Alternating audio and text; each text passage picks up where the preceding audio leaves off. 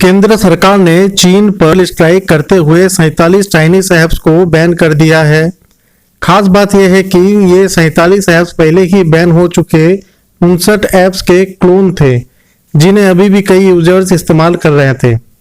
29 जून को बैन हुए 59 ऐप्स की लिस्ट में TikTok, SHAREit, Baidu map, Kwai UC browser, Shein, Clash of Kings, DU battery saver, Helo, Likee, YouCam makeup, Mi community जैसे apps मौजूद थे।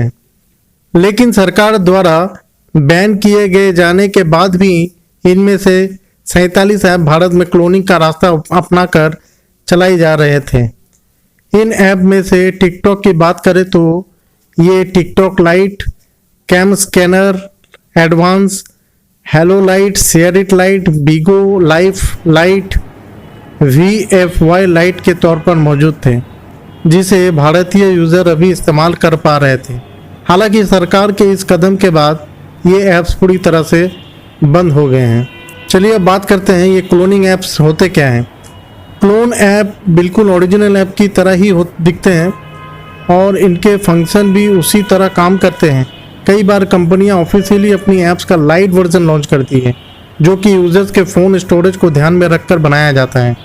ज़्यादातर मामलों में ऐसे ऐप्स के साइज कम होते हैं और कुछ फीचर्स भी नहीं दिए जाते हैं, लेकिन देखने में और इस्तेमाल करने में ये ऐप्स बिल्कुल ओरिजिनल ऐप की तरह ही होते हैं।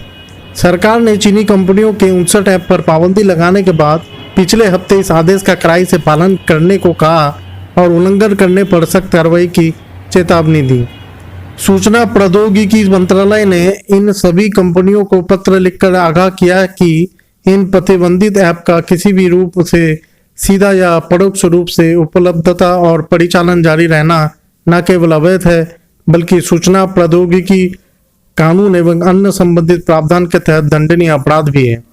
प्रतिबंधित सूची में शामिल अगर कोई भी ऐप किसी अन्य माध्यम से भारत में उपयोग के लिए प्रत्यक्ष या परोक्ष रूप से उपलब्ध कराया जाता है, इसे सरकारी आदेश का उल्लंघन माना जाएगा।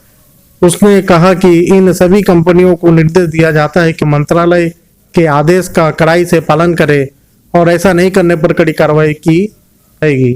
आज के लिए बस इतना ही। धन्यवाद दोस्तों। चैनल को सब्सक्राइब करना ना भूलें।